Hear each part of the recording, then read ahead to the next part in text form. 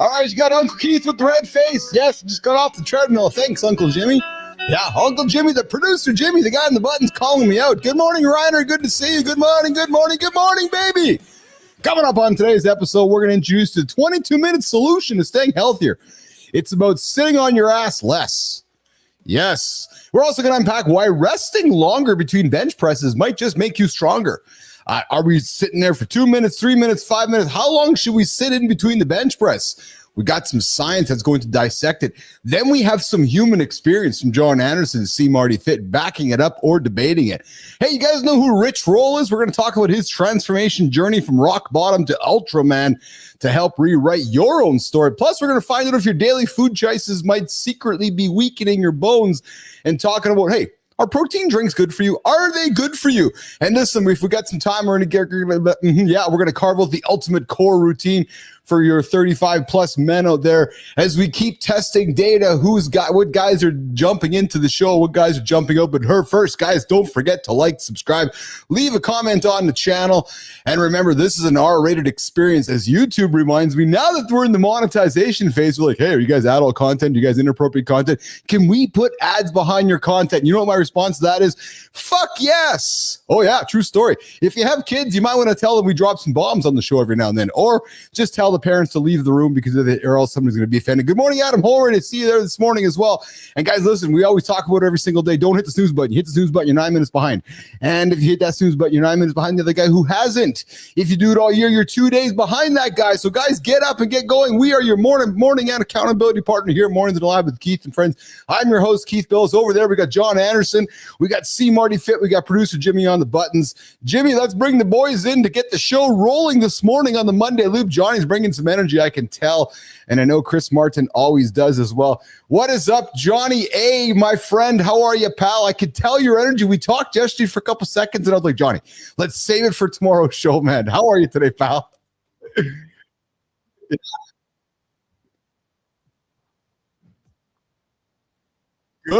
good. I know you're not a complainer.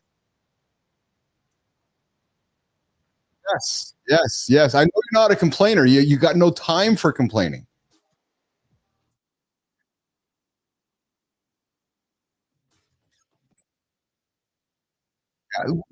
Yeah, something like that. Yeah. Monday is the start of a brand new loop. Yes.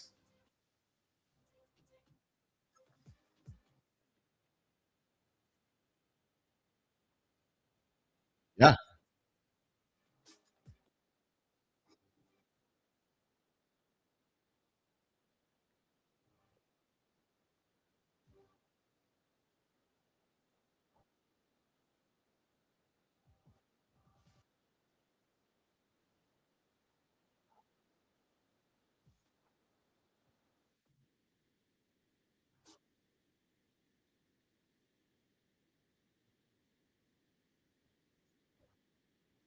Yes. It does. It does. Hey, just quickly before we keep going here, Jimmy just knocked on my door and said you don't have any audio on the horizontal there. So we want to get that sorted out. And yeah.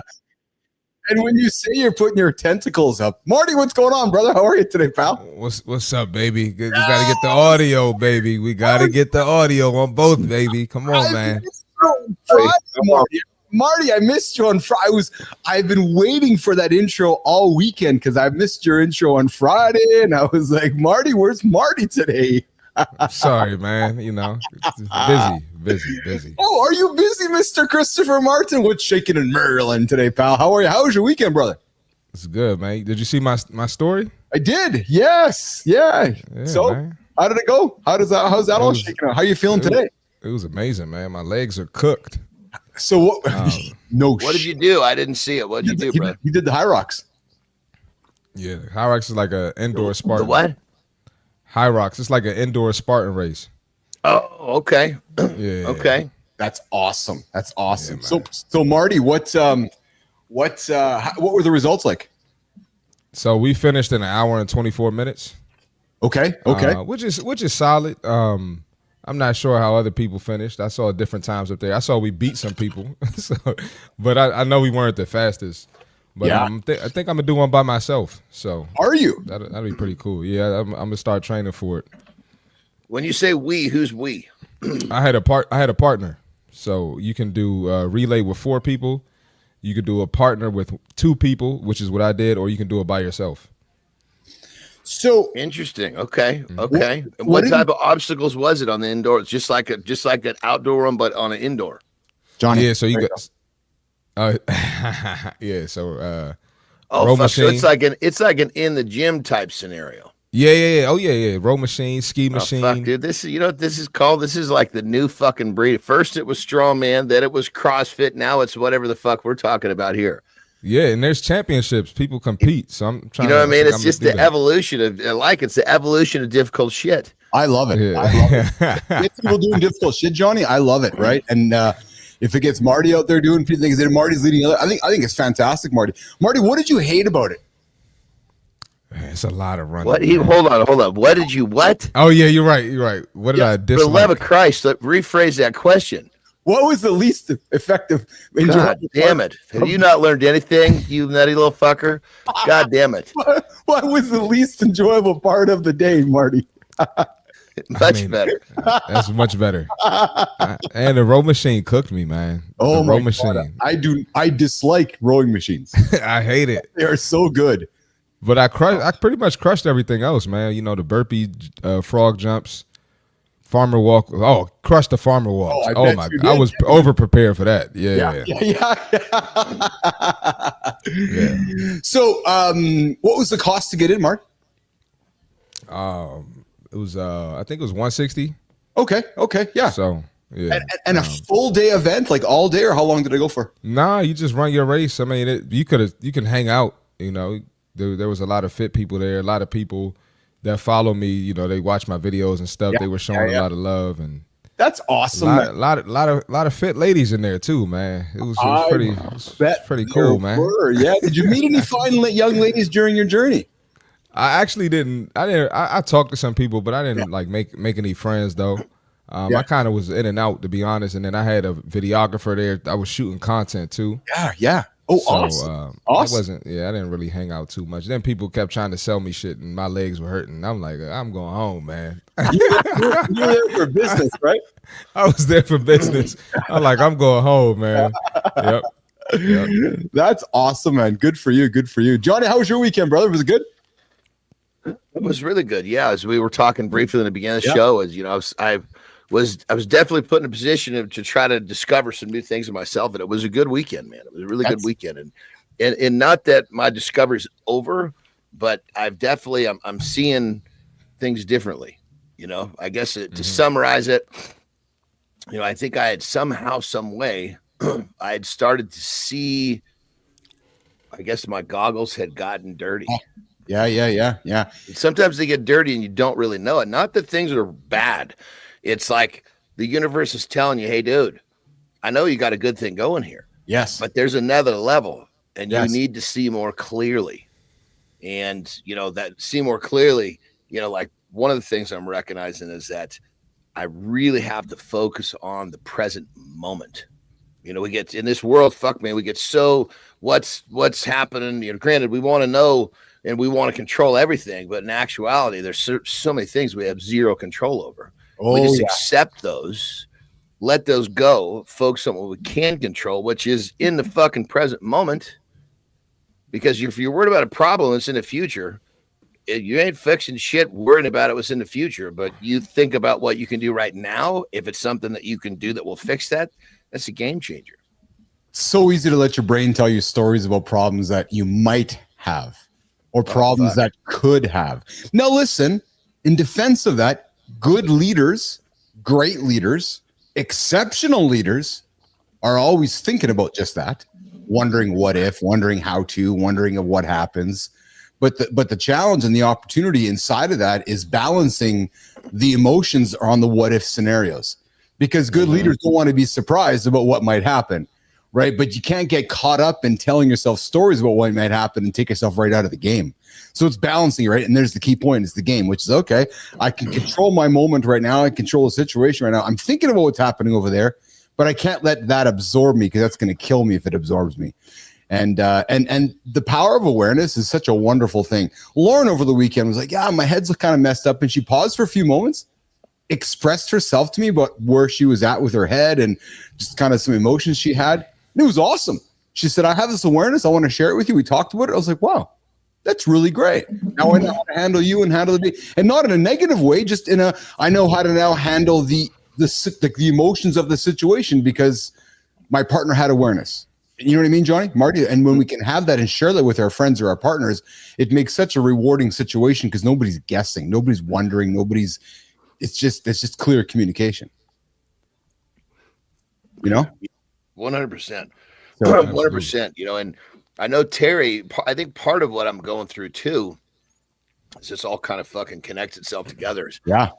You get to you spend a good chunk of your life where your day is filled with shit that must be done. Yes. Period. Yes. You must go to work. You know, it's almost like it starts off with the little things. Brush your teeth. You must brush your teeth. You must do this. You must go to school. It turns into must go to work. Yes. Then at some point when you develop your own personal skill sets and your own personal discipline to the point where you find success to the point where all of a sudden you don't have to do very much every day.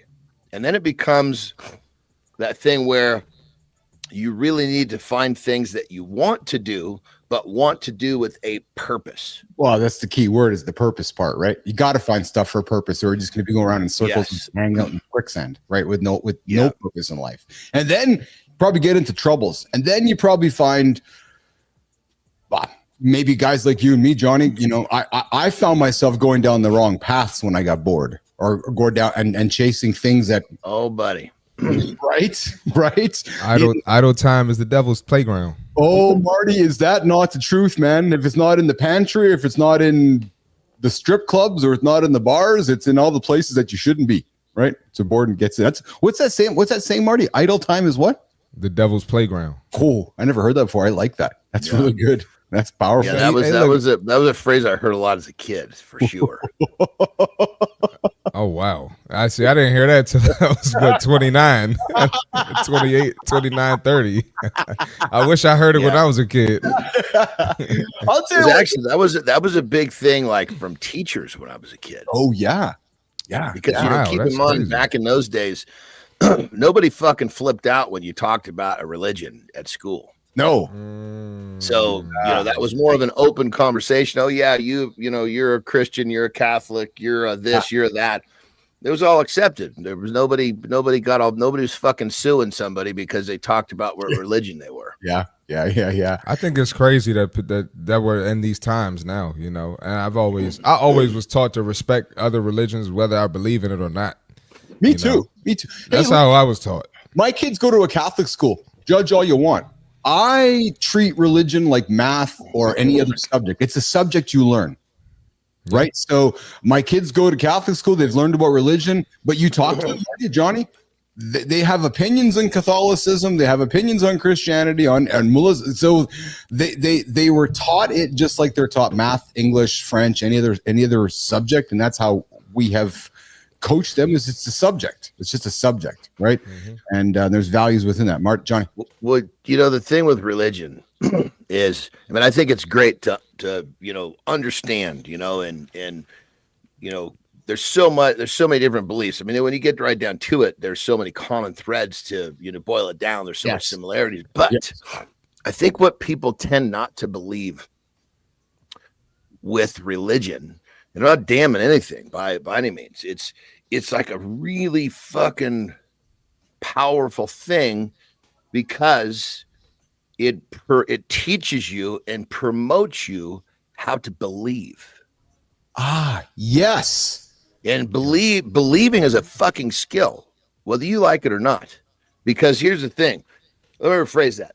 Believing on the right side of the fence is a skill, because our brains are programmed to believe all the fucked up shit that's never going to happen.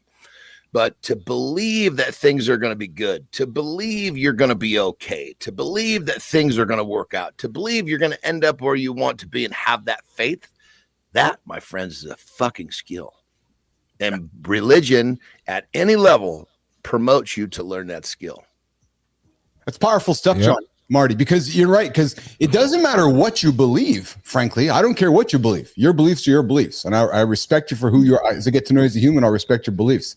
But to learn how to have that belief is the skill. That's a great way to look at it, frankly. Well, here's the thing, brother. If you look at high performers, forget in what? Money, family, sports. It doesn't fucking matter. If you perform much higher than the average in your venture, your arena, whatever you want to call it, you've fucking learned to believe. Yes. Period.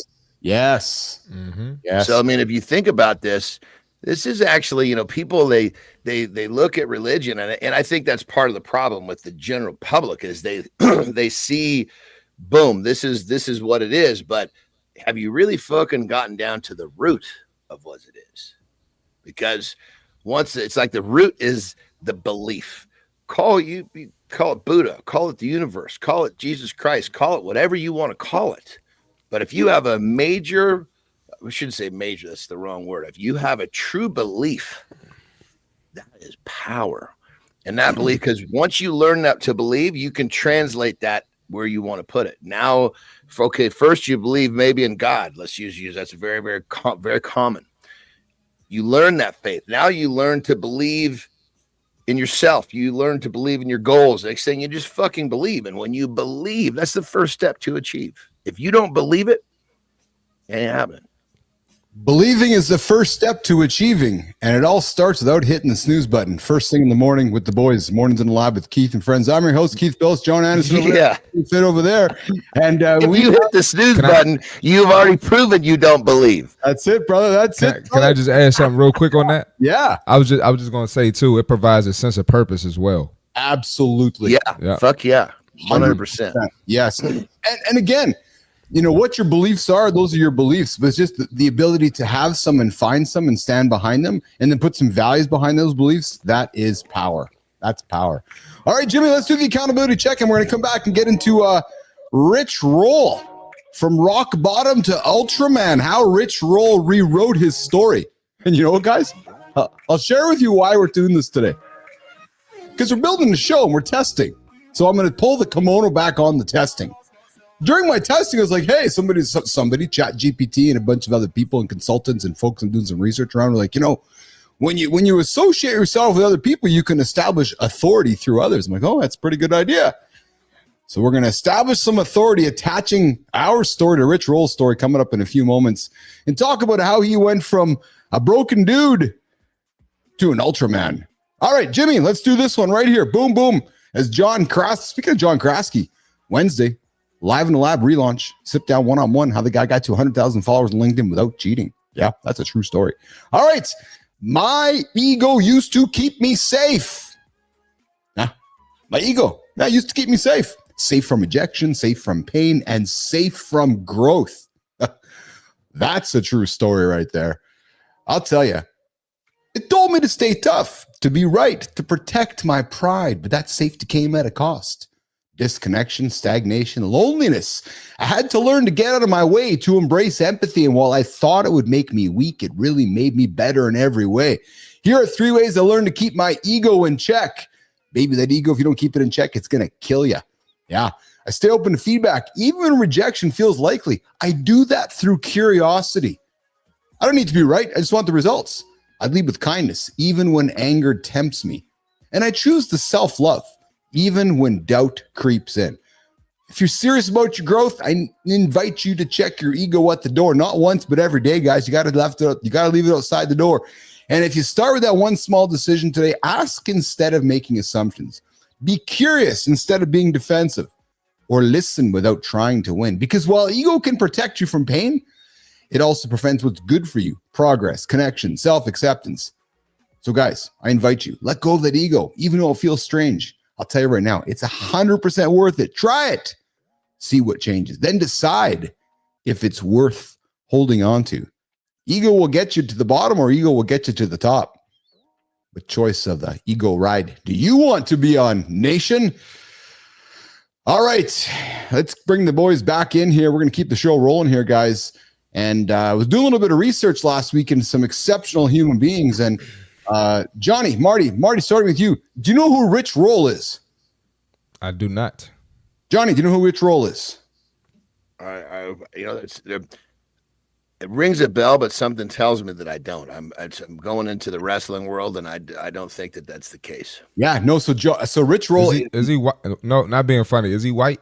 He is a white guy. Yeah, absolutely. I thought he was white too, Marty. I see. He sounds white.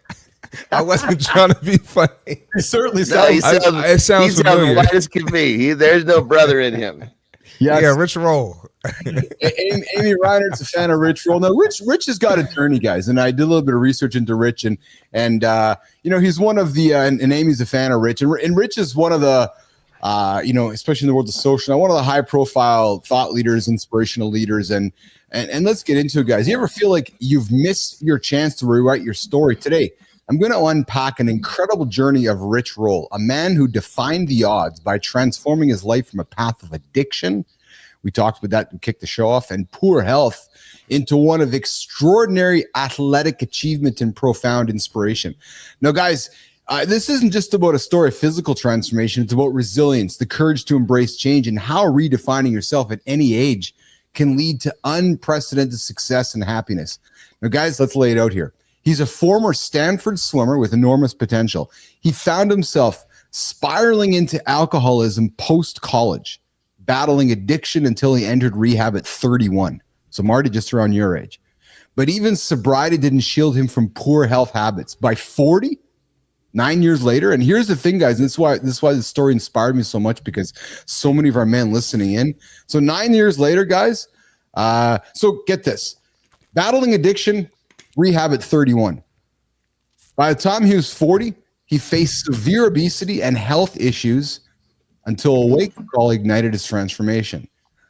He then woke up and said, okay, I got to get my shit together. He adopted a plant-based diet and recommitted to fitness. He evolved into an elite ultra-endurance athlete, completing grueling events like the Ultraman World Championships. And guys, and here's where it hangs out here. The Epic 5 Challenge.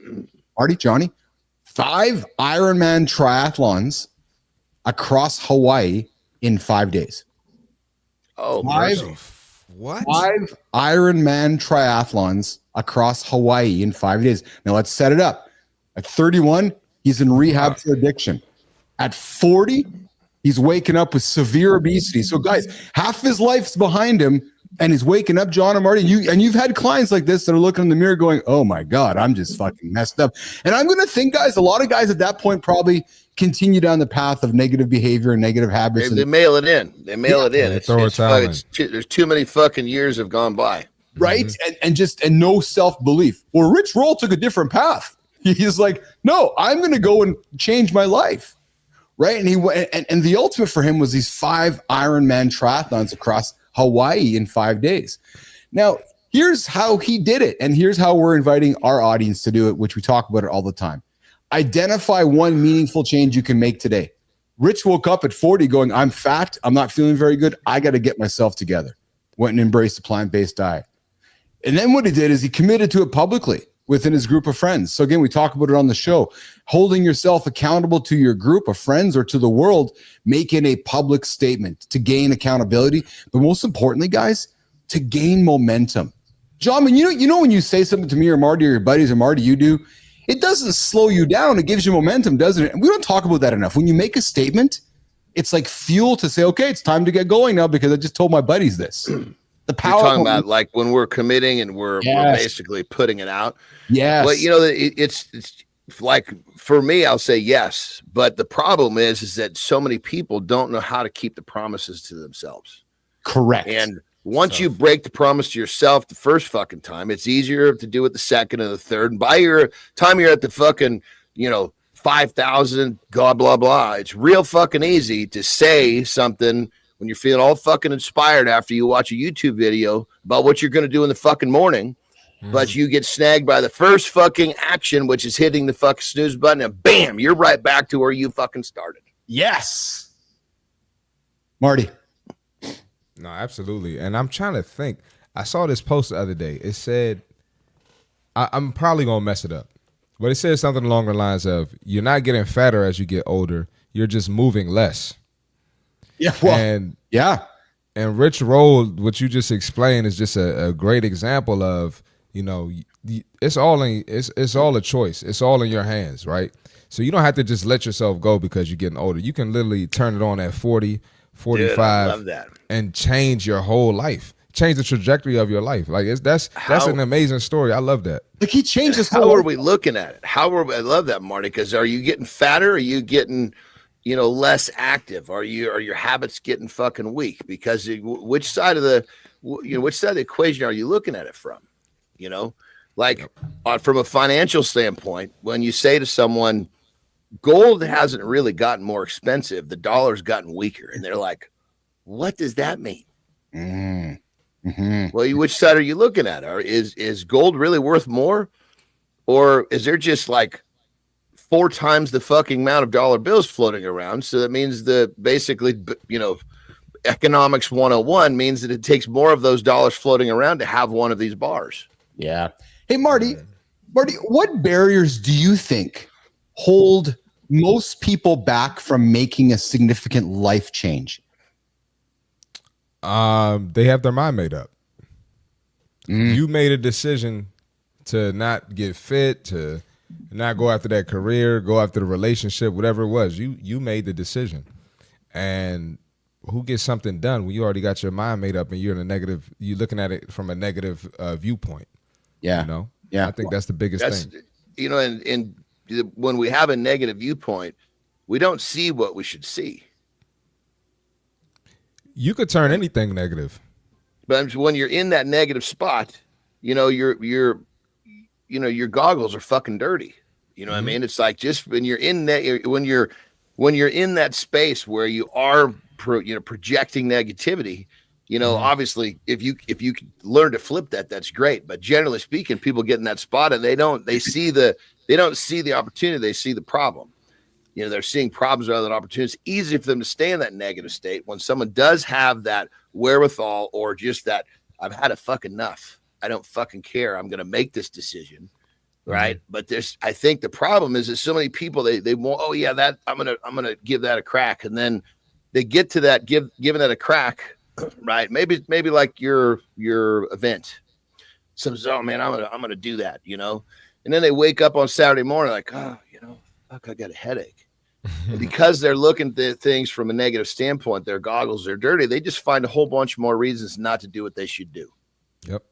I think so. My answer to this question is what barriers do you think hold most people back from significant life changes? It's your partner.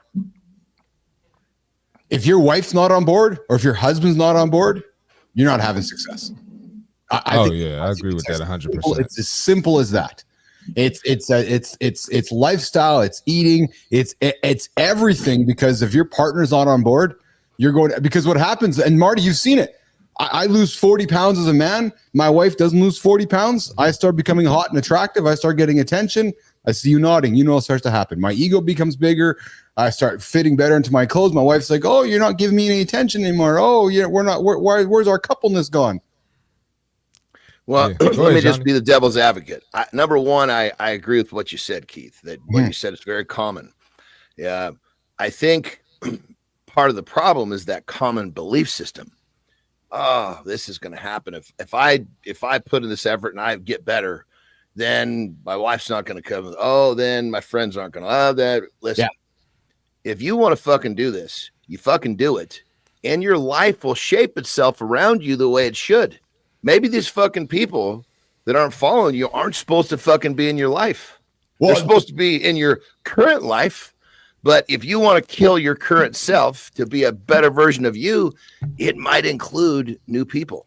Well, and that might include difficult choices, Marty. All of a sudden, husband and wife are getting divorced because husband's going on a new path or wife's going a new path, and that path doesn't include the other. Chris Martin. Yeah, no, I've seen it 1,000 times, and a lot of people say it's shallow. Like if we're going to sit here and say, well, maybe for me, I'm not married yet. I don't want somebody who's not on board with their fitness, who's not on board with their health, right? Somebody will call me shallow, but at the end of the day, it's more than likely gonna cause problems. So. Yes. Well, and hey, we heard AJ last week. It's not shallow, Marty. If it's important for you, to have a fit, healthy, and let's define fit in quotes, a fit, healthy partner, that's your values. Don't make excuses for them. Right? If your values are, I want my wife to be attractive to me, however you define attractive, fuck, that's your values. Don't run from them. Like that's an important belief. At least you have a belief. And like we learned at the beginning of the show, there's value in learning a belief. Chris Martin. Yeah, because it can get ugly, man. I've seen it on both sides, husband and wife. Yes. Embarrassing their partner in public. So yes, I bet. So guys, listen, as we wrap up this part of the segment here, no matter your age, as Rich Roll said, man, the guy 31, he's an addict. 40, he's obese and he's messed up. So guys, think about this show. Chris is 32. So Chris is waking up as an addict. 8 years later, he's waking up as an obese motherfucker with the biggest back in the planet. And then he wakes up and rolls over, doesn't hit snooze, but he's like, I got to get my shit together. And he gets after it, and he completes 5 high rocks in 5 days. Rich Roll, he goes to Hawaii, and he completes 5 big, epic 5 challenges in 5 days. So guys, you're looking for more inspiration, and you're not getting it from us in the show, I invite you to go check out the Rich Roll story. You can find him on YouTube. And ideally, guys, we get him onto our show. He's got a great podcast. He's got great content out there. So I invite you to check out Rich Roll's content. He will give you the guy with the glasses? He's got, he's older, Marty. We all got glasses as we get older. Is that the old white guy with glasses? No, I'm playing. The old white guy with glasses. Hey, I think I've watched him before. Before we get to the fit tip, Clody, I hope you're doing well, pal. Marty, Johnny, I see his comment down there. We got Clody joining us, but tornado warnings all night in Rick's area there. Good morning, good time. Where's Clody? Where's Clody? I thought Clody was not far from you, Marty, for some reason. Did we not think that, Marty? I thought Clody was not far from you, actually. Maybe that's down south. I don't think that's, maybe, I don't know. Because there's no tornado warnings in your neighborhood, is there, Marty? Mm-mm. Oh, he's in Tennessee. Yeah, I saw that was in Tennessee. Oh, yeah. Okay. I'll tell you, that's one thing in nature that I don't want to fuck with. Here Johnny goes making us feel bad. No, I'm just saying, it's like if you think about it, and I look at it from the standpoint of I say I would not. That's something I don't want to fuck with. But people that deal with that, like, it's tornadoes. We just handle it. You're a bad motherfucker. Because I'm not fighting that game, dude. I won't even fucking enter that game. That's the game I don't. Yeah, that's one natural disaster that freaks me out too. The tornado. There was an F5, Marty. So Marty, you know where I live. About 35 minutes up the road of me, a few years ago, it was an F5 tornado, one of the biggest tornadoes ever, just down the road. Fucking kidding me, dude. Yes. That thing can travel 35 miles in like seconds. Fucking seconds. Yeah, exactly. It's like it's almost at that point. Don't worry about trying to run. Just fucking pray. That's exactly. It's like a fucking in the wilderness. If you got a bear pissed off at you, you are done. You can't climb. You can't run. You can't swim. He's got you covered in every one of your escape routes. In a tornado, just fucking pray. Oh man, just watch Inception with Leo in that grizzly bear fight. That was a good one. So, all right, Marty, let's get after a fit tip, and then we're going to come back about my morning routine was broken. Here's how I fixed it. Chris, you're up, brother. You're up. Let's get it. I'm gonna have to roll after this too. Yep. All right, we got the fitness tip for today. So, as we know, I just did the High Rocks this past weekend. And I'm going to tell you this. Do something to challenge your fitness. It doesn't have to be a High Rocks. Something that's going to make you uncomfortable. Something that's new. Something that's really going to put your body through some type of stress. It doesn't have to be like a High Rocks, but something that works for you. Now, at the same time, as I was preparing for this High Rocks, which I've been preparing for months, I increased it in the month of March because I knew the race was at the end of the month. So I increased my preparation, increased my cardio, went harder on my diet, etc. And while that was happening, I had my best month at work. Gold's Gym, I'm a general manager there, had my best month, had the best month in the franchise, not trying to toot my own horn. I've cut some negativity out of my life. Cut some bad clientele out of my life, and numerous other things. This was just a hell of a month for me, and I actually crushed this month. And it's my birthday month, of course, but I have to credit that preparation for the High Rocks, that energy, And that approach, it trickled down to other areas of my life. So me increasing my ability mentally, physically, spiritually by getting ready for this race, all it did was improve everything else in my life. And I'm going to keep this momentum going into April.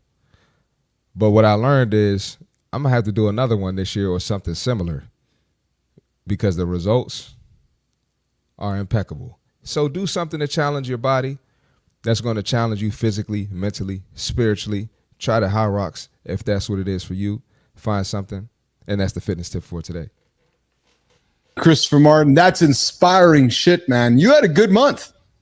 Yeah, it was a killer month, man. It was very, very blessed, man. Very blessed. That's awesome. And you're just getting started. Imagine what this month's going to be like. Yeah.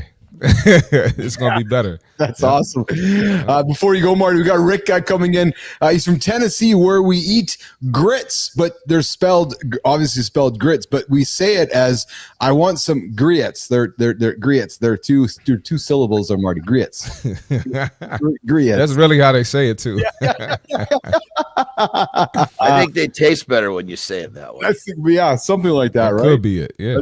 That's it. All right, Marty, I know you got to rock and roll, brother. You have yourself an awesome day today, and we'll catch up with you in less than 24, okay? Yes, sir. And thanks, Cody. Appreciate that. Yep. Awesome. Have a good loop, brother. Awesome. You too. See you all tomorrow, man. Marty's going to get out of here. Keith and Johnny are keeping up with it here. Today's big topic today was my morning routine was broken, and here's how I fixed it. I got a couple of minutes of a monologue here to get out with you guys to share a little story with you. And there's one part of it that I think really jumps out for me that I want to get into, guys. But I've always believed that how we start our day directly impacts how we live our life, which is the whole reason we have this morning show, which is the whole reason that Keith and Johnny really, coincide in the same world. It all starts first thing in the morning. But guys, as I was going through this change and starting the show and I was doing my ICUC thing, my mornings had become chaotic. I had to develop a new routine. And Marty, Johnny, you know what it's like to develop a new routine and figure it out, especially in the morning. It was rushed. And for a while there, it was quite uninspiring. So what I did is I just said, enough's enough. And I found a way to reclaim my morning and made them incredible again. And John, I think you're going to appreciate this, man. But here's what I did when I sat down. This was months ago, but here's what I did. And I sat down this weekend. I made some notes for this little part of our show here today.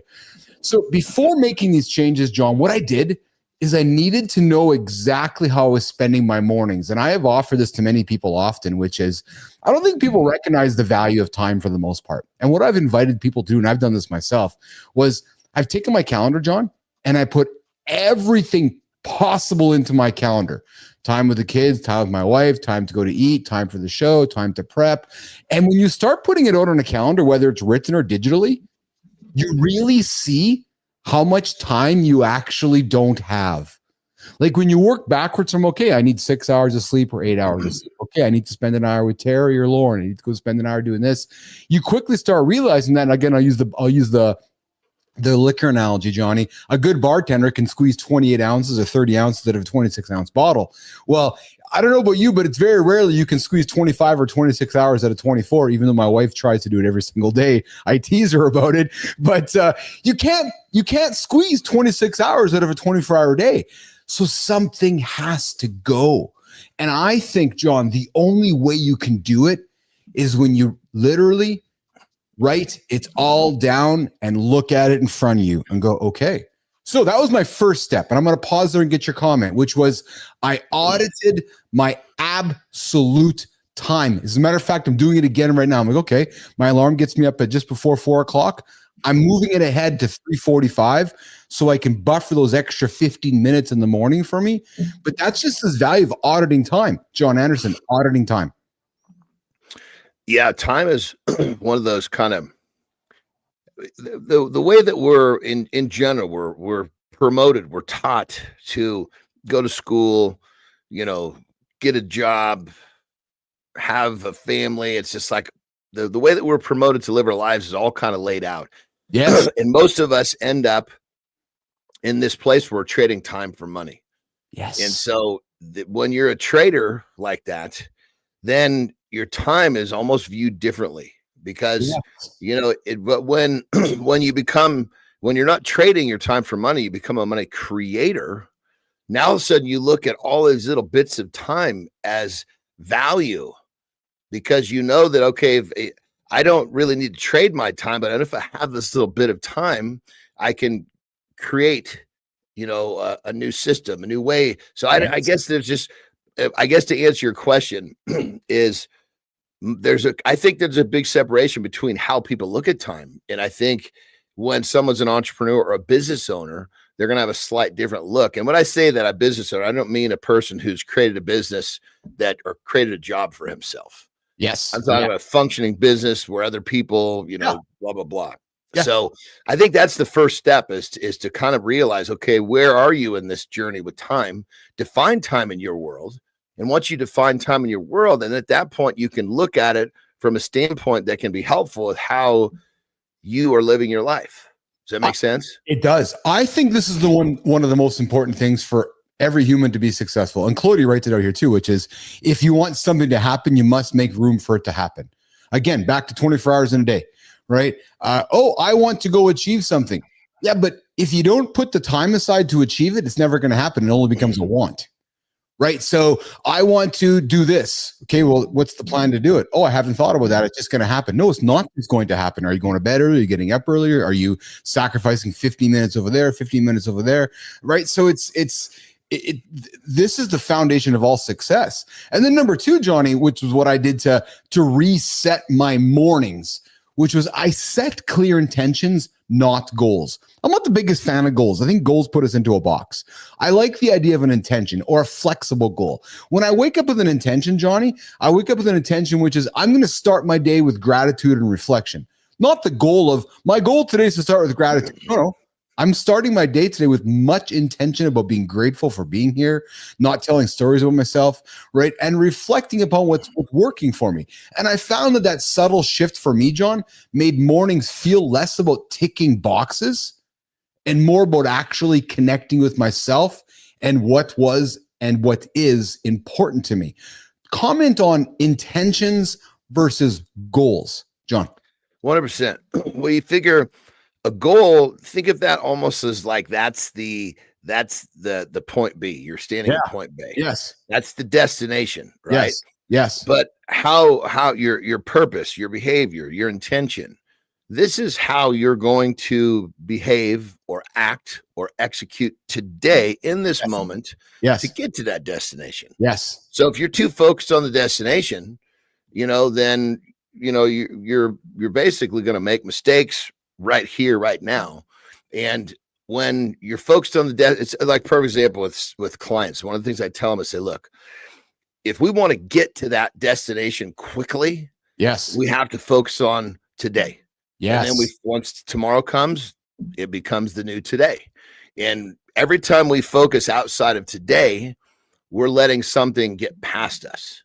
And so I think the goal is great, but goals need to be understood as just a checkpoint. Because once you get there, all you're fucking doing is setting another one. That's exactly correct. Yep. Oh yeah, I sold my business. What happens tomorrow? You got to go back to work, right? So, and guys, the next thing I did for me was I created a simple, and you guys hear us talk about it all the time, but I'm inviting you guys to think about this as well. The simple, non-negotiable ritual. Right. For the longest time as I was growing up, I was trying to find shortcuts. True story. Yep. I was looking for shortcuts. But those weren't we all, brother? Weren't we all? Right. But those complex routines never lasted. They just didn't. I was trying so many different things. So what I did is I created a straightforward, enjoyable ritual that just fit naturally into my mornings. I made it absolutely non-negotiable.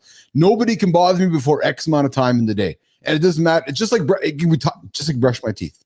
Every single day between 4 a.m. and 10 a.m., I do the same things every single day, right? I drink my water, I get my lift in, I read my news, but it's these non-negotiables before I get in the rest of my day. Why? Because if I don't live, or if I get sick or the doctor says I'm dying, at least I've achieved something great for myself that morning. The next thing I did, guys, and here's one that we all have an opinion on, but here's what works for me. I embraced my phone on my terms. Everybody's going to say, get up and do this, get up and do that. Listen, do what works best for you. Contrary to popular advice, I embraced my phone. I found peace of mind by incorporating into my morning intentionally. Instead of fighting what everybody else said I should do, I essentially worked it in. I use my phone to support my morning routine.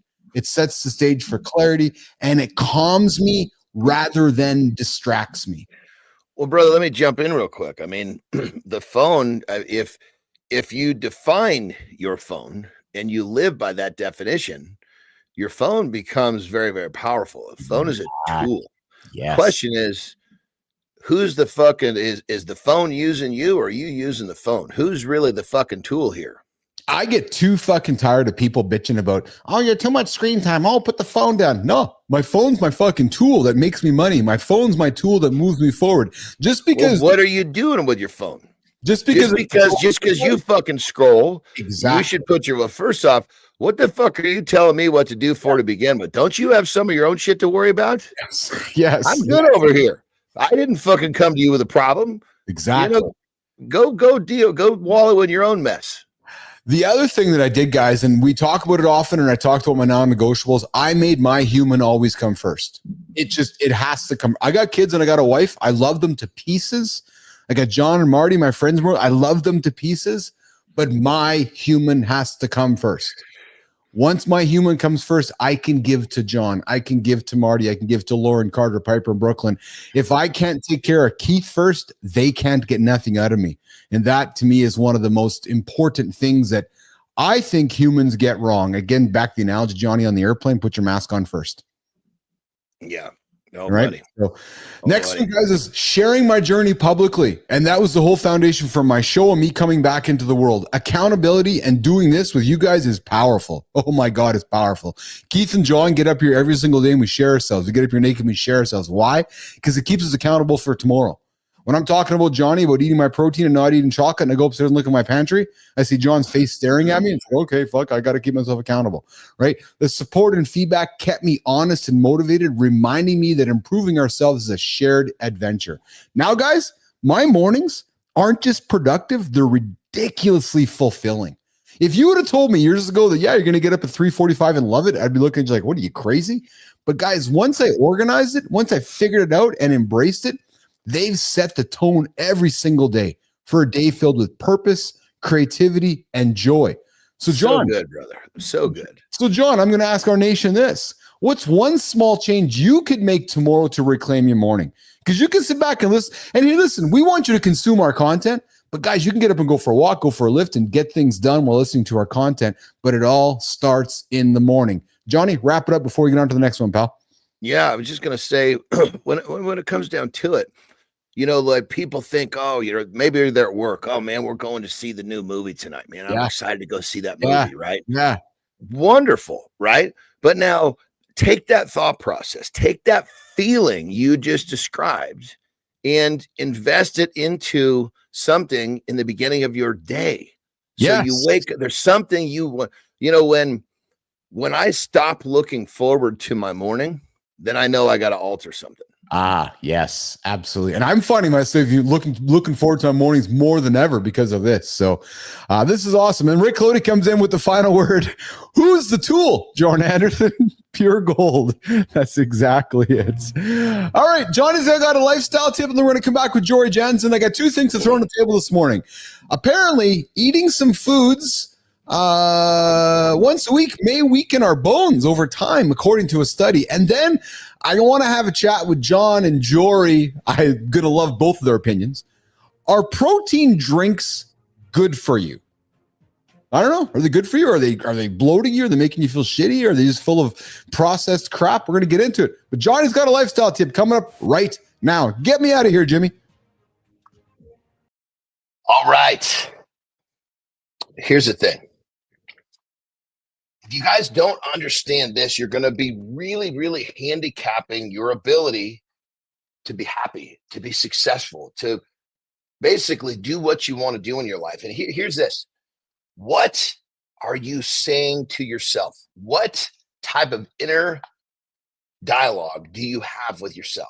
Because when you have negative self-talk, your mind believes it. When you say you can't, when you say all this shit, your mind believes it, and your brain will find reasons to support what you said. So that being said, when you talk to yourself positively, when you talk to yourself in a way that promotes you to go get what you want, your brain will also find reasons to support that. Kind of like if going to the gym is going to be tough today for whatever reason, and you think about all the reasons why it's tough, your brain's going to find more reasons you might not go to the gym. Versus you think, man, going to the gym is tough today, but you know what? Look at all the benefits that I get from going to the gym. Your brain's going to find more of those, and you're going to end up going to the gym. So ask yourself a question. What are you saying to yourself? What type of monologue or dialogue do you have with yourself? Because the things that you say to yourself are shaping your reality, whether you like it or not. That being said, ask yourself that question. What are you saying to yourself? Rock and roll. Anderson. Good morning, Jorie. How are you today? Good. Just getting ready. Ellery and 5 of her friends are heading out to a friend's cabin for a few days. Oh, yeah, spring break. Yeah. Are you heading? So she said her friends. Are you one of those friends? I'm not one of those friends. Not even one of the parents. Oh, how's that making you feel this morning? Good. Yeah. I think that as much as I love being around her like all the time, yes. It's good for both of us to have that distance, right? It allows both of us to just have our own time and develop in our own ways, right? Yes. If I act like a 13-year-old all the time, it's probably not cool. Yeah. And if she acts like an almost 50-year-old, also not cool. An almost 13-year-old who needs to get her hair done this week. Yeah, this week. Yes. There you go. It won't be the difference. Yeah. So, Jorie, I got a couple things for to talk about this morning, but before we go there, I wanted to visit something you dropped for me on the weekend, which I really loved and I enjoyed. And Johnny, I want to share this with you, brother. So, Jorie dropped a couple things for me, and one of them was you're gonna like this, Johnny. Shifting your mindset from why is this happening to me to what is this trying to teach me is a game changer. Oh Jorie. my God. Yeah. Jorie, so first of all, Johnny, before you comment on it, Jorie, when you saw this, what hit you score between the two kidneys, as my old coach would say, when you're like, oh, this really hit me in the head here. I think probably us on here right now, and probably a lot of your listeners too, go through. We were talking a little bit about the transition and how it can feel sad. Yes. And it can feel like, is there a loss, or it could make us feel fearful, whatever the feelings might be. And when I read that, and between doing my morning devotion, I just thought, this could probably sit well for most of us. Yeah. And it's always everything, good or bad. So, like being at my daughter's volleyball tournament this weekend, there were tons of highs and lows throughout the weekend, and it was all like, what can we learn from this? Yes. And I think that's what life is. It's always being content and grateful for where we are, but also being excited about what's next, or at least being open. Sometimes it's not exciting for what's next, but being open to what's next and what can we get out of that. Well, and then Johnny, before I flip to you here, she dropped a passage for me too over here, John, which talks about just that theme of embracing what is next and not being afraid of what's next, right, Jorie? And it's just whole idea of, I'm about to do something new. Even now it is coming. Do you see it, from Isaiah 43:19, but it's just this idea of embracing what's next and not being wary of it. Jorie? Yeah, I think like when I was hearing that, there's some of us going through transition and not being clear, perhaps. At least for me, I'm not exactly clear of what that looks like yet, but you can sense it, right? Like we all have that intuition, the spidey senses, whatever we want to call it, that nudge. And so when we're not clear, it's really important to kind of just start thinking a little bit in terms of, okay, what's really important. And whatever you say no to allows you to say yes. Whatever you say yes to means you're saying no to something. Yeah. Johnny. It's 100%. I mean, this is, I'm going through a phase this right now. It's first off, we've got to start off understanding is we're talking neuroplasticity. What we train our brains, to see and think is a choice. We just have to practice it enough. And what I'm going to go through myself, which I'm clearly finding, and it's such a beautiful thing when you go through, you discover these things. is that somehow my neuroplasticity had been a little bit altered, rather than seeing, because I'm pretty good. I'm like the silver lining guy. Something really fucking tough can happen. I'm like, God, this is a bitch, but look at this opportunity over here. It's going to suck, but once we haul the fucking mail, with this opportunity, this is going to be amazing. Thank God this happened, or we wouldn't have this opportunity. In that train of thought, you don't see problems, you see challenges or opportunities. And when you go into something new, it's like the possibilities, and it's endless, because you don't know what's going to happen. It's like, put your brain on the lookout for the opportunities, and if you make a practice of this, you see life very differently. And part of what I'm going through right now, again, was my goggles got a little dirty. My neuroplasticity got a little bit less sharp, if you will. And now that I've come starting to realign it, I'm seeing way more clear than I did the first time. So thank God I went through this little goofy phase, because I wouldn't see what I'm seeing now with this newfound clarity. Yeah, so true. So true. All right, let's pivot to the key topic for this morning's protein break, and I got one. And Jorie, I bet this question is asked of you quite often in your experience working with athletes and so forth. And Johnny, I got to think it's come through your world as well. And this was kind of like one of those. We haven't talked about this yet. Are protein drinks good for you? Today, I want to pull back the curtain to reveal if protein shakes. Jorie, real quick, just for the record, in case there's someone who's can't see the screen at that moment, Jorie and I both giggled when that question was asked. I noticed we both had the same facial response. If you weren't looking at the screen, put that into that was part of the answer right there. Yeah, because you guys are asked it all of the time. I know you're asked all the time, right? So let's pull back the curtain to reveal if protein shakes truly boost your health, or if they're secretly sabotaging wellness goals.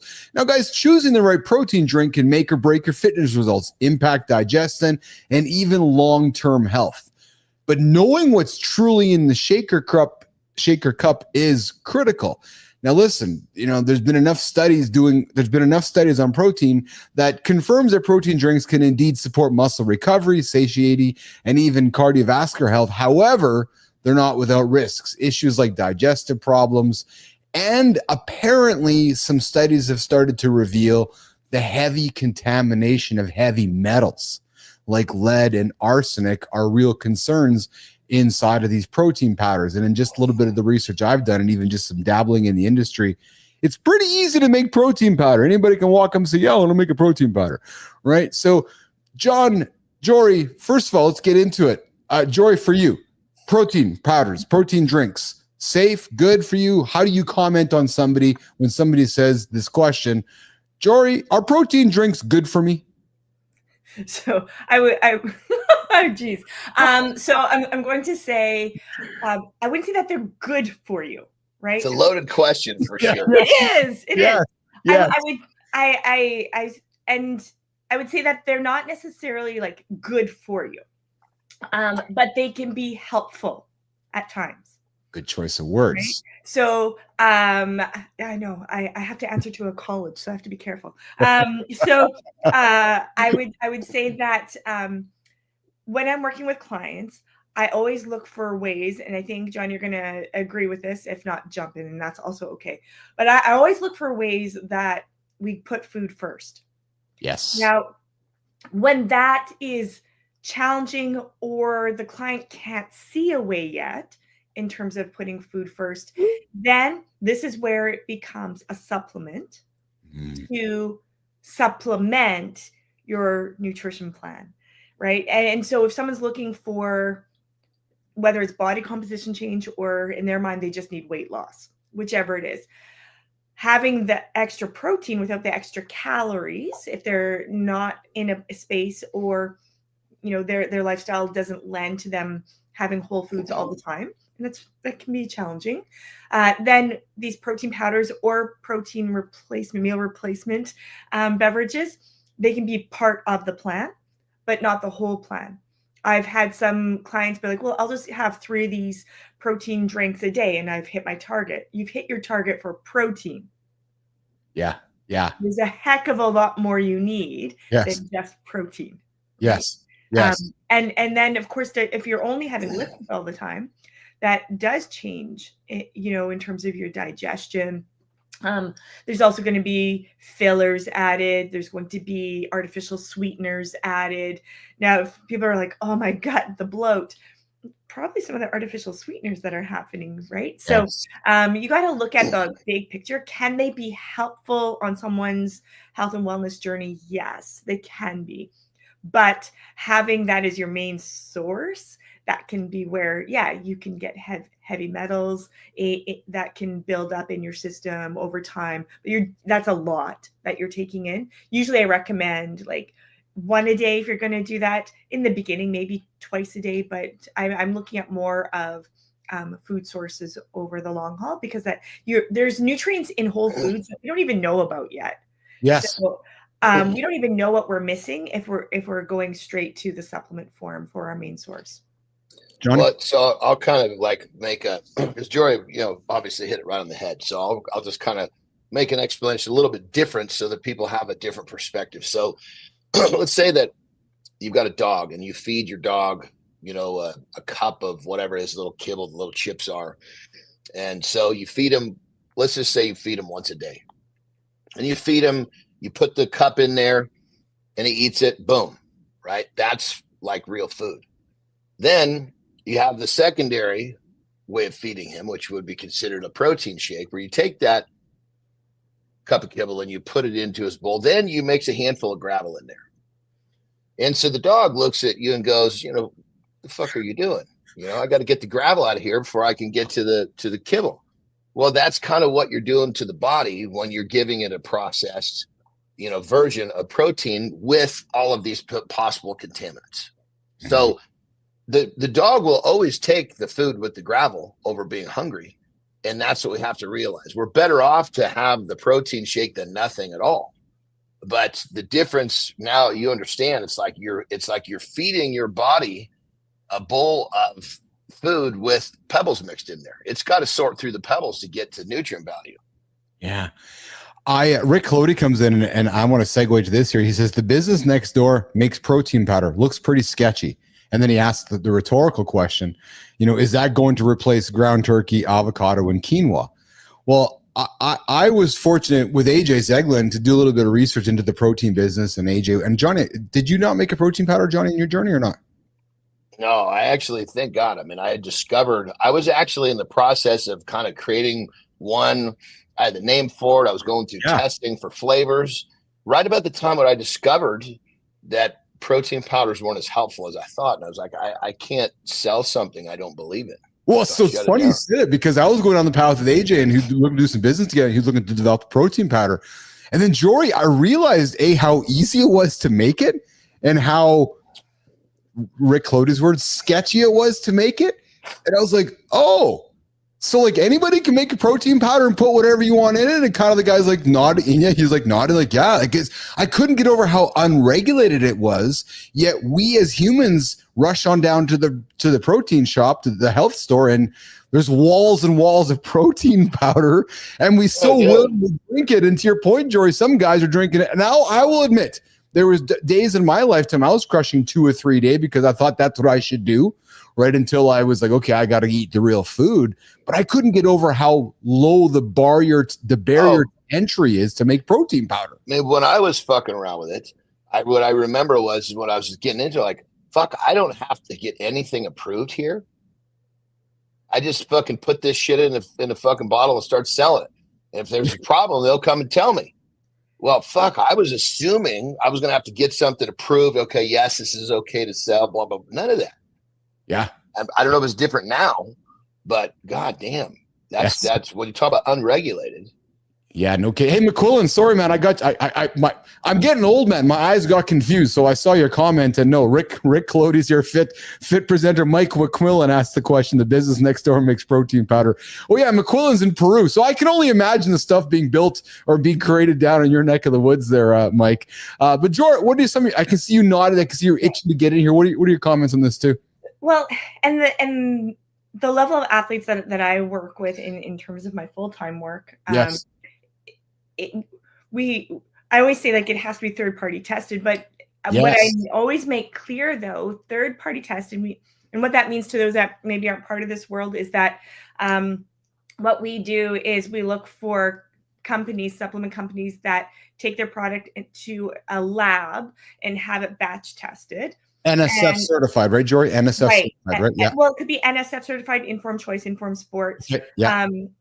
So it could be any of those. And but they're looking for banned substances. They're not looking at heavy metals, nutritional content. Okay. You could take a dump in there and fucking sell it. And if it doesn't show up in the lab as having banned substances, I mean, they look at good manufacturing practices for sure. I mean, literally, it's crazy. You could put something in there that would literally give people, you know, let's just say you could somehow sprinkle the flu in there. You could do it, and people would get the flu, and there's no problem with that. Incredible to me. So I always say like yes, for the clients that I work with, like, oh, but it's third party tested. Even there's errors and flaws in that, but yeah, that's like going to the internet to verify something's true. You can verify anything's true on the internet.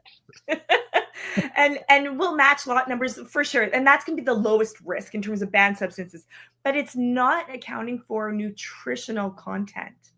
Right. So that's not what it looks at. And so anything that's a supplement, it's a supplement. It's not a replacement. Yes. So guys, we want to have some fun with our community here. Good time. I appreciate you, brother. Thanks for joining us today. And we're going to get into conversation around protein bars this week too, because we're going to talk protein drinks right now, and I want to do bars next. But then Amy comes in. Jorie, a while back, there were some days I lived on a protein bar and a beer. Yeah. Amy Reiner, and I was perfectly happy, and I looked great too, because we know that as we're growing up as young humans, we want to look the best we can, right? So the protein bar and the beer, and then her comment was not sustainable. No shit, Sherlock, right? I guess it depends on how many beers you're drinking. If you have enough beers, you can convince yourself of anything. She got her carbohydrates and her protein at the same time, and then it's not sustainable at all. So again, what got me was how low the barrier is to protein drinks, how anybody can make them, and then just the effects, right? The bloating, the way you can feel at the end of the day, right? So I guess to me, to close this segment up, it's choose those high quality foods. And supplement your protein with drinks, and we're going to get to bars later this week. But don't drink protein drinks as if it's your main protein, and supplement with food. Let's turn it around, guys. Jorie, Johnny, right? That's really what it comes down to. Absolutely. I mean, anything's effort. You still have to either order or go to the store and buy this stuff. But whole food, it's going to be more sustaining. I mean, I'll have a protein shake and every now and then, and it's fine. I mean, I don't feel bad about it, but it's not as sustaining. There's not a lot of enjoyment out of it. No. Like when you're eating food, there's nothing enjoyable. You're digesting, you're getting nourishment, you're getting the enjoyment piece out of eating. Drinking down a protein shake is like it's a checklist. It's not quality of life. Well, and here's the thing. People say, I can't get enough food in, so I drink these protein shakes. Well, of course you can't get enough food in, because you're drinking this processed drink. Your appetite, your digestion's fucked up. If your digestion's fucked up, you're never going to develop that appetite that you need to get more food in. So it's like you're basically just pouring, you're pouring fuel on a fire you're trying to put out. That's it. And protein does make you feel fuller longer. You're filling up on liquid, right? But you're missing probiotics, fiber, other vitamins, and like minerals. Jorie, but I can drink I can drink my probiotics. I can drink all my fiber. I can get shortcuts for all that, Jorie. I don't want to eat real food, Jorie. Yeah. If you're eating a supplement and it's keeping you not hungry, it means it's fucking not digesting. Oh yeah. And if granted, your stomach and your gut health and your processing time is so much information. And if you can eat 50 grams of protein, say chicken or, turkey or beef, and you can process that in a certain amount of time, then you take that 50 grams in some sort of a supplement and takes you longer to digest. Well, you're basically using this to help you get extra in, but you're handicapping yourself from actually having the ability to eat more real food because you're putting a bunch of shit in your stomach it doesn't know what to do with. Yeah, it goes back to the gravel in the fucking food. Yeah, I love that. And also, if you are taking down a handful of supplements and drinking your supplements, I would call that dysfunctional eating behavior / and I don't diagnose, but eating disorder. And there's going to be some, like, you need some help. Yes. Right. And this isn't to make people feel bad. It's That's a fair comment. Right. It's to help just like, let's just get out of this diet culture piece just for a minute and take a look at if if you have your pet or your child or niece, nephew, whatever, in your world, and that's all they were getting, you would think that's odd. It's also odd for you. Be doing that too. Is that not true? So, and guys, you know what? One of the reasons why this information is hard to get through to people is because the fitness industry spends a tremendous amount of money to get you to believe a certain thing. Yeah. And when you believe that that's helping you, it's very difficult for someone to bring forward another element or a change that actually will help you. Yes. Well, and then truthfully, the fitness industry exists because we're always trying to sell something, because it's hard to sell boring consistency when all you got to do is get to bed early, eat whole food, and live a boring life. That's why dietitians are boring. Right? Like, we're boring because we keep going back to the same thing. Yes. Food first. And then, of course, there's the sleep. Exercise is a major component in terms of health and well-being.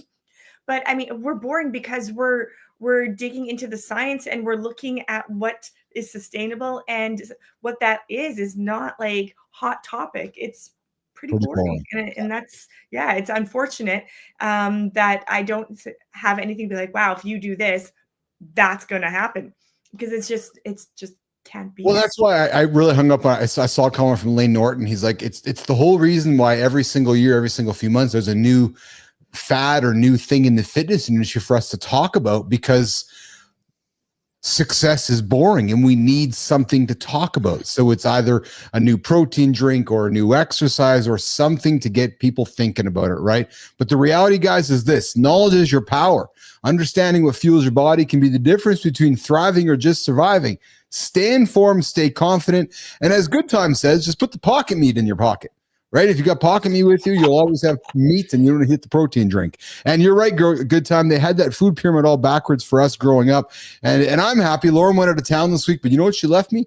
A nice meatloaf in the fridge. So today for dinner, I'm crushing myself a protein-filled meatloaf. Why do we call it meatloaf, by the way? Meat in it, like a loaf, just kind of makes me kind of creepy. It looks like a fucking loaf of bread. But I love it, though. I love meatloaf. Good meatloaf, good protein, man. You can call meat whatever you want. You can call it loaf. You can call it blob. I'm going to eat it either way. I do the same thing, but I put them in muffin tins, right? So they're like that's muffins. Actually very accessible. That's helpful. Muffins. Oh, my goodness, Jorie Jansen. We kept Jorie overtime today with a great conversation. We're going to cut it up and put it on the feeds later.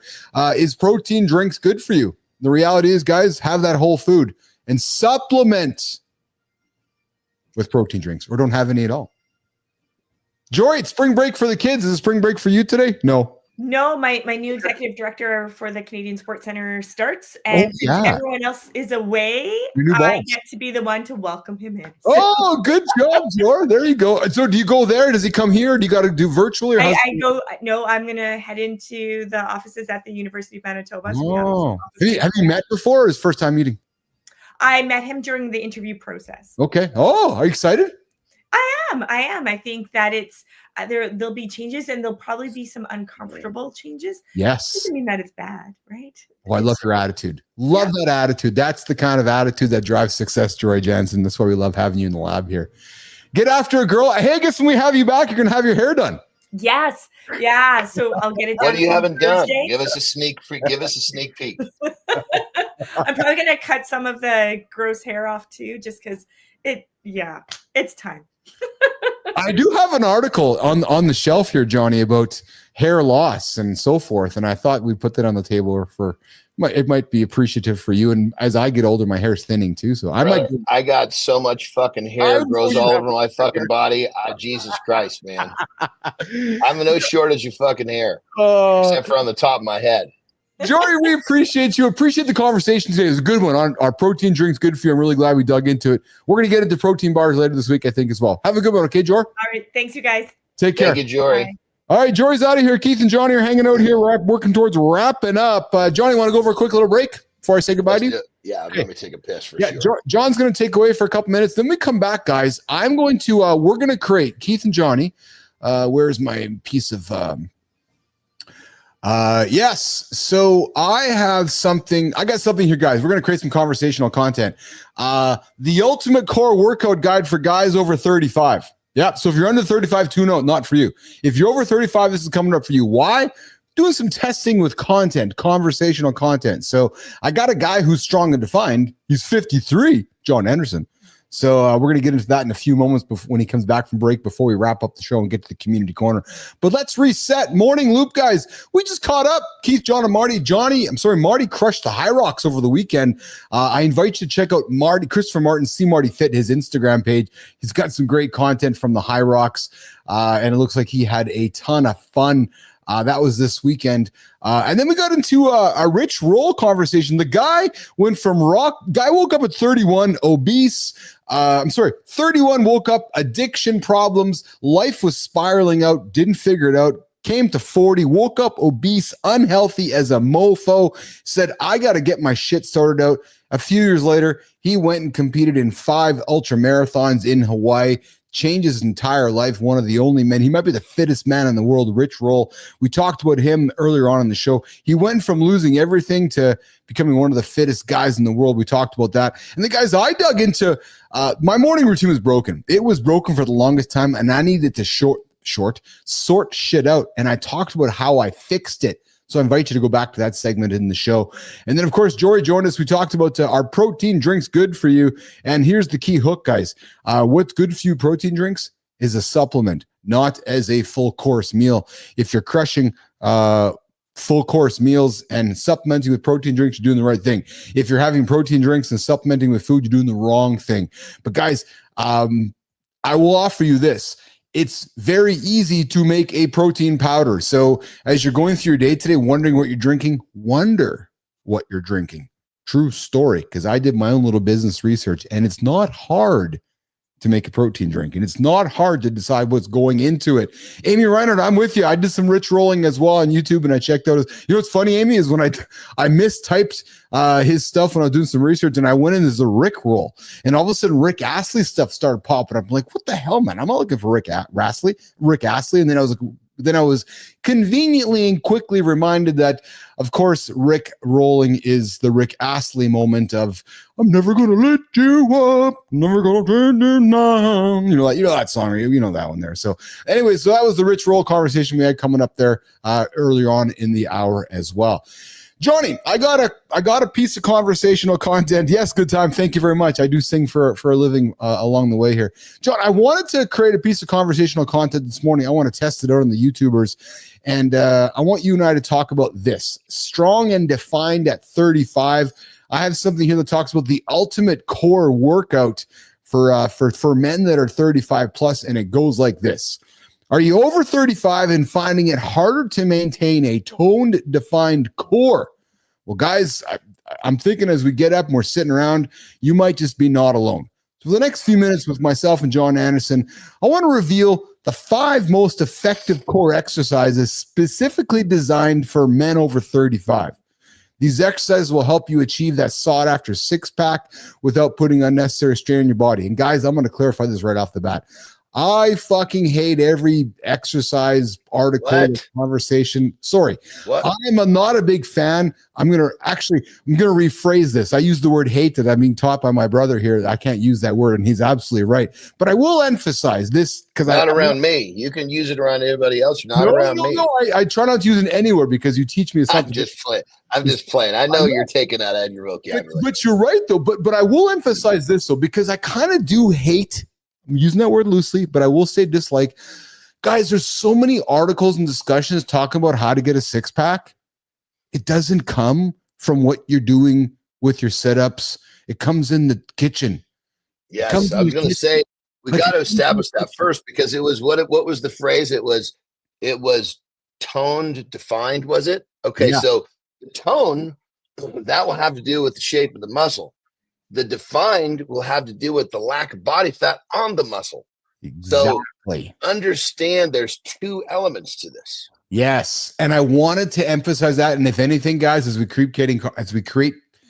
keep creating conversational content around this, I really want to keep beating the drum that six-packs don't come from the gym. They come from the kitchen. Because, guys, as we approach summer and we want to have that aesthetic look, and I'm not saying there's nothing wrong with that. I'm just trying to reframe the mindset. Having a strong core isn't just about aesthetics. A strong core dramatically improves your posture, reduces the risk of injury, and boosts your overall strength and stability. And especially as we age, guys, targeting these core exercises becomes essential to maintaining vitality and a high quality of life. And Johnny, research emphasizes that as we age, it's crucial to focus on functional. I know you're a big fan of that. Functional exercises that engage multiple core exercises simultaneously, helping to enhance stability and prevent back pain. Let's dive into 5 core. Johnny, I'm going to list them and I'm going to get your feedback on them, brother. So number 1, the dead bug. Comment on the dead bug on its effectiveness for core workouts, John. The dead bug. Forgive me. What the fuck is a dead bug? It's probably a new name that's put laid over the top of something that has a different name that I would recognize. So lying on your back with legs in a tabletop position, arms extended towards the ceiling, and you're basically slowly lowering one arm and the opposite legs towards the floor while keeping your core engaged. So think as your legs up, your arms out, and you're lowering one down with the other. The dead bug. He's on his back and he's dying. He's slowly moving his limbs. That's exactly it. Yeah. Okay, now I understand the name. Jesus Christ. Yep. Well, I would say this, the dead bug, if we're talking, because forgive me, you wanted my input on the dead bug. Please. Right? Yes. Yeah. Well, I think the dead bug is great if that's all you're capable of. But if you're looking for something that's going to give you a little bit more of a result, like, okay, that was a little bit of a bitch, or you're looking for soreness, if you're looking for some sort of a metric that you did something, that may not be the best one for you if you're capable of more. I love your perspective on capability, because often I love that actually, because I like how you lean us towards back to keeping it really simple. Often, guys, we get too complex. If you're capable of doing it, it's good. If you're not capable of it, it's not going to work for you, because if you're not doing it properly, you're not getting anything of it. Number 2, Johnny, here's another name for you. And I'm wondering about this one for you. The bird dog. Start on all fours. In a neutral spine, extend right arm and left leg simultaneously, right? So you're keeping yourself straight. You're going right arm out, left leg out, and then left arm out, right arm out. And you're basically holding yourself and you're holding your core in a strong spot, Johnny. So right arm, left leg, left arm, right leg, all keeping your hips and your shoulders square. John Anderson, comment on the 100%. So these two that we've talked about. Yeah. If I was working with someone, to try to help them be better, because these are just clearly trying to create some sort of function. Right? Yes. Okay. So I would replace both of these, and probably the one that's coming next, I don't know what the fuck it is. Yeah. With something that is, and I've done this plenty of times with people who need this. Yes. And it's basically belly to feet. And what you do is you lay on your belly. Yes. And you get back to your fucking feet. Oh yeah. And it's going to be all sorts of different fucking movement patterns, and it's going to work. It's going to make you flexible. It's you belly to feet is function. That makes sense. As to where these other little movements, I mean, how many fucking times in your life are you going to fucking lay on your back and move your legs around like you're dying, like a bug? Not very often. How many fucking times are you going to be on all fours? If you're on all fours, I can promise you're not fucking moving your opposite limbs the way that that you're supposed to for that exercise. So I try to look at, okay, what's the idea behind these things? Well, let's just turn them into more of real life scenarios, because they're going to be much more effective. I love your idea of belly to feet. Get on your belly, get up to your feet. Love the functional aspect of it. But I know you're also a fan of the push-up. because we all can do it. There's no need for a bench press, a push-up. But guys, I'd invite you to consider this. I'm trying to find the words here. I'd invite you to consider this. Instead of doing a push-up, do a plank with shoulder taps. So get in the push-up position, begin in a high plank, and move your right hand to your left shoulder, left hand to the right shoulder while keeping your body square. And if you want to make it harder, do some push-ups to plank with shoulder taps. But guys, when you're keeping your body straight, I do plank with shoulder taps all the time, Johnny, because it's nice and functional, keeps my shoulders loose, but I work it into my push-ups. So I do push-ups regularly, but after I've done my set of push-ups, I hold my body straight with my core, and then I'll do planks with shoulder taps. Comment on that one, brother. Yeah, I mean, I think again, if it was me, in this situation for exercises like this, I would just be adding that push up into the belly to push up the feet. Right now, if someone couldn't do a push up, which that's probably going to be a part of this person's limitation, or capability. So you do a push up from the knee. You do what I call a girl push up. Yes, absolutely. And the next one, John, is Russian twists. And I always think of Jean-Claude Van Damme when I think of Russian twists because of the Rocky, of some of the wrestling movies or Rocky stuff. He's always twisting, right? But guys, if you're sitting on the floor watching TV or sitting on the floor playing with your kids or just sitting on the floor, this is a functional thing you can do as well. So if you're not doing the belly to feet, Russian twist is good, guys. You sit on the floor with your knees bent, you lean back slightly, lift your feet off the ground and just start twisting. Right. And again, talk about capability. If you want, hold a weight or clasp your hands, but just start twisting your body with your core. That is an effective movement, which is the Russian twist. John Anderson. Yeah, I agree. And here's the thing, what you said in that little blip that I really want to call attention to, what you said at my mind got really brought to this. Yes. Is I think you said something about if you're watching TV, right? Yeah. Yes. So think of it like this. Television now, in most cases, adds commercials. So every commercial comes, you commit to doing something. Maybe it's, plank for 30 seconds. Maybe it's X amount of push-ups. Maybe it's belly to feet 5 times. Maybe it's any of this shit. Maybe the dead bug.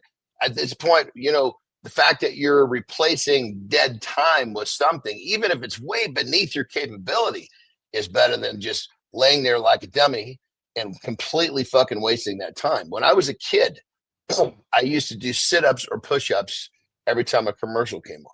That's fantastic, man. A 60-minute show is about 46 to 48 minutes. So you have 12 to 14 minutes of commercial time. That, man, you can do push-ups, you can do Russian twists, you can do any of that. What a great use of time. We talked about at the beginning of the show, writing it's a habit stack, baby. That's a habit stack. It is a habit stack, right? So you can kill 2 birds with 1 stone. And guys, the last one here is pulse ups. Lie flat on your back with legs standing towards the ceiling and lift your hips up off the ground in a controlled motion, engaging your lower abs. Again, if you're laying down on the floor, watch some TV, guys, lift your legs up and lift your hips and hold your core. Right. I'm not giving you things you can't do. I'm giving you enough.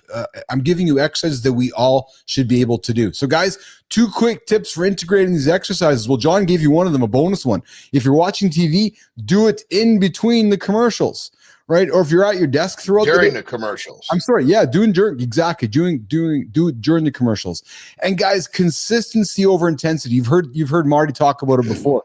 I'd rather you go a little bit every single day instead of taking 7 days off and going hard for 1 day. Guys, consistency over intensity. Start with manageable reps and gradually increase intensity, and then form over speed. Prioritize slow, controlled movements. And I'll give a word here to Rick Clody. You're right about the core strength worth. You guys, it's mixing exercises up is what it all comes down to. Johnny, want to close this up for us? Yeah, I would just say, kind of taking a bite off what you said. It doesn't have to be your best day. No. It has to be another day that you show up. Yes. Guys, I invite you to think about this. Age is just a number. True story.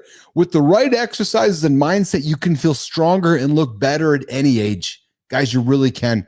Commit today to build a stronger core and embrace the best version of yourself. You heard our story about Rich Roll. Got up at 30, was addicted, got up at 50, was obese and messed up, and he had one of two choices. He could have went down one path or go down another one. He looked at his age, he's like, fuck, it's just a number, and he got after it, and he changed his entire life. So guys, we gave you some tips here today on how you can build a strong core at any age, but specifically if you're over 35. We gave you 5 exercises, guys, to build that strong and defined core. But guys, I invite you to think about one last thing. If you want those abs showing through the t-shirt this summer, you got to do it in the kitchen. Doesn't matter how many sit-ups or push-ups or layups or pulse-ups or whatever you do on the floor. If you're crushing shitty food with a strong core, you don't got abs. Leave it there. True story. There's an industry right there in itself, Johnny. How many headlines do these exercises and get abs? But nobody told me I had to eat just protein. Here's the thing, and I know so many influencers that are happy to tell the truth, myself included. Yes. I mean, granted, it's just because something's simple doesn't mean it's easy. Yes. But if you literally focus, when I say protein, I'm not talking about the fucking drinks. Obviously, the drinks out of the equation. But if you focus on eating protein, you eat primarily protein every time you eat. Yes. You can't help but to lose body fat. Yeah. You don't have a fucking choice. It'll happen. Yep. So if you want to make it simple, keep it fucking simple. And if you've tried this, you think, oh, I've tried it, but I can't stick with it. It's because you're not eating it often enough. Yeah. Yep. There you go. There's the truth, guys. Eat your protein, get your core exercises in, and you might have some abs show up. Johnny, fun show today, brother. I appreciated your energy today. I could tell it was a good one. You and I caught up for a few minutes yesterday, and I could just feel the energy coming through the phone yesterday, and I saw your big fucking shit-eating grin when you got behind the camera this morning. I was like, okay, it's going to be a lot of fun here today. You know what's fucking crazy is that I'm definitely, think of it like this. I'm definitely in one of these. I'm in the trend is up and the ascent. Yeah. But inside the trend, there's all these, like I would say like 15 minutes before we got on, I was having like one of these fucking moments, like I could feel my fucking heart tingling, like, oh, this is fucking amazing. Fun. That's fun. And it's like it's not that the down is bad. It's just all these different, it's like new territory. So I'm excited for it's good what's moving forward with. You know what's fun the most though is when I at least I find it myself. It's fun when you recognize the awareness of that moment where you're like, oh, my heart's tingling right now, and because I think too often we go through life and not recognizing that moment. So when you recognize, you're like, yeah, I'm enjoying this right now, and you lean into it. You know what I mean? Well, you're 100%, brother. And here's a perfect example. This little story will kind of sum up, I think, what this new thing I'm going through is about. Right. As I said earlier, it's almost like my goggles got dirty. Yes. Right? Yes. And so I do my tasks, and I do my things every morning, the things that I want to do. And I text my mother, my wife, and my daughters every day. And every morning, sometime before they get up. And sometimes it's just a heart. Other times it's a little message. But I do it every day. Yes. And somehow, some way, say weeks ago before I was going through this, I had somehow missed, or my goggles were dirty enough. Oh, I wasn't actually living in that moment filled with love and gratitude, because that's what it's there. That's what it is. And so it's like, I guess that feeling of that feeling of abundance, that tingle in the heart, it's like, that's kind of now what's like, I'm like, holy shit. It's like, I'm opening up to like a whole new set of feelings and emotions, because I can see and feel more clearly now. It's almost like you had the awareness where you were going through the motions. 100%. And keep in mind, even going through the motion still feels pretty fucking good. But then all of a sudden you realize, God damn it, this is great, but I'm at like a fucking 4. When I could be at a 10. And sometimes that happens, you don't even know it. So I am so thankful for whatever it was that knocked me off balance enough for me to recognize that I had to do a little discovery. And so I'm just excited to see where this trend will go. It's interesting because sometimes we have to go through the emotions. But if you can't catch the awareness of the moment, you might be going through the motions in a long time and end up in quicksand, right? So, catching that moment and realizing it and going, okay, I get it, and then doing something about it. That's the key, right? Yeah, and I think for me, what was part of what was going on is I was distracted enough that I wasn't recognizing. I'd probably gone through the motions a few times. I was having some challenge, right? So I go, okay, it's just another day I show up and I go through the motions, and you do it enough times, it's fucking familiar. It's normal, but it's a 4. It's not that fucking 10 that it once was. Yeah. All right, Johnny, I'm going to walk you out of here. We got Rick Clody giving you some final words to walk you out of the lab today. He says, being willing to do the right things gives you a satisfaction many don't get. Very true there. Only 2 motivators, love or fear. And John's choosing love is huge. And that's so true, man. That is so, so true. That's it. I love when our great community hangs out with us for the show and hangs out and has conversations. And Amy, yeah, you're right. I was dating myself with singing some Rick Astley there. As Johnny was in the can listening to Bellas, cutting out some Rick Astley. All right, pal. Well, listen, great show today. Thoroughly enjoyed the conversation. Looking to get back after with you tomorrow. I'm going to go chat with Walter today, and we'll rock and roll, brother. Okay, my brother. Have a killer loop. You too, pal. All right, talk to you later. Good stuff. All right, Johnny's getting out of here. We got Keith and producer Jimmy wrapping up the final segment of Mornings in the Lab with Keith and Friends, which is our community corner. And I suspect you guys, we're going to get better at this too. We're going to do, what does that mean? Well, so right now we're leaning into 2 parts of the segment, which is our creator spotlight on LinkedIn and our creator spotlight on Substack. I have bigger ambitions for this segment, so we're getting to it. It's how do we shine the light more on the community? So we're going to get into that. And Clody, I appreciate you, man. Fantastic start to the week. I appreciate you hanging out with us every single day and jumping in and engaging in the conversation. What you do and what Amy does and Holroyd and Fit Presenter and all of our regular guests that show up is we create a wonderful live conversation, and that is the whole purpose of the show. Keith, John, and Marty, we're just the shepherds. We're the shepherds of conversation. We want you guys to help lead it with us. Okay, Jimmy, let's get to it, pal. Let's get into the LinkedIn Creator Spotlight is what we're going to do. And let's talk about something most people avoid. And oh, baby, this is a big one today. And you heard Jorie talking about it a few moments ago, but it is around transition, the gritty, internal kind. No, not the transition you might be thinking about. Nope, this isn't the show for that. But the kind that happens when the job ends, the mission shifts, or the identity you've worn like armor suddenly doesn't fit anymore. And guys, a lot of men get lost right there. Some stay lost. But today's creator didn't just face that moment. He built a map through it. Jimmy, let's get after it. Let's bring up this fellow. Today, his name, the creator we're celebrating this morning and introducing you to, is Ken Davenport. Yeah, Ken is the co-founder and CEO of Mission Edge, and he's the author of The Stoic Transition. Veteran, entrepreneur, stoic, author of The Stoic Transition and The Stoic Edge. Stoic. Ken helps men navigate the most disorienting, yeah, is that a new word? Disorientating shift of their lives. The one where service ends and civilian life begins. But this just isn't for veterans. This guy, his message is for any man who feels like he's drifting. And guys who are on this show, I know you guys feel like you're drifting, who's stuck between who he is and who he's becoming. But Ken just doesn't give you pep talks.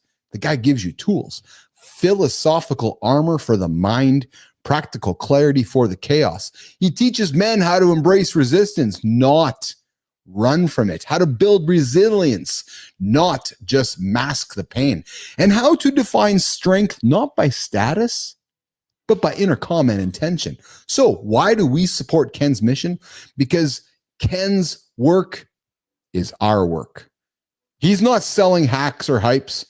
He's guiding men towards lives of purpose, presence, and service. He might as well just be a member of Mornings in the Lab with Keith and Friends on their own terms. Jimmy, this guy has a mission that's worth amplifying. So nation, I invite you to consider this. If you're a man in transition, no, not that kind of transition, Jimmy. No, we're not talking about gender transition. Whether from a role, a season, or a past version of yourself, you got to go follow Ken Davenport on LinkedIn. You got to go check him out, guys. Go check out his profile because he's just not about writing a path. He's about walking it and bringing good men with him. If you're a good man, go and introduce yourself to Ken Davenport. Tell him Uncle Keith sent you from Mornings in the Lab with Keith and Friends. And Kenny, here's what we want to do with you, brother. We'd love to have you on the show. We'd love to have you on the show so we can hand you the Mornings in the Lab Community Corner Creator Spotlight and shine the light on somebody within your world to pay this experience forward. There we go. There's the Creator Spotlight on LinkedIn with Ken Davenport. Okay, Jim, we're getting to number 2 here. Woo, baby. Lauren, if you're tuning in, I miss you, baby. I love you. Hope you're having a good work trip. You've been gone for one day, but I still miss the hell out of you. It's a true story. Yeah. Oh, yeah. All right. No life expectancy work happening this week. No, maybe just for Uncle Keith. Yeah, he'll live longer just by himself. Oh, Jimmy. Jimmy's like, really? Yeah, true story. Yeah. Right now, guys, Jimmy's frantically typing in here. He's dropping me something in the messages so we can have some laughter. I could just, yeah. All right. Here's our next one, guys. Here's the next one. You guys know how much I love the Substack experience. Listen, I invite you to go check out our Substack inside the lab, inside Bappel.ai. You will find how we are building the world's biggest conversation for men in the lab. Yep, true story. Yes, Rick, life expectancy work, my friend. It's true. It's true for all of us. And listen, it doesn't matter if you're 20, 30, 40, 50, 60, 70. If we take care of ourselves, we might live longer. There's truth to it. All right, here's the last one. Guys, ears up for this one. You're looking for something great on the Substack platform? Well, I got something for you. You know that moment when life feels chaotic, but you push through it anyway? Not because it's easy, but because it's convenient. Not because it's easy, not because it's convenient, but because doing hard things is the only way forward. That is what today's creator gets. Not in theory, but in practice. This guy is not preaching from a pedestal. He's in the trenches, raising a family, running a business, carrying the weight like the rest of us. But this guy, he's doing it with intention.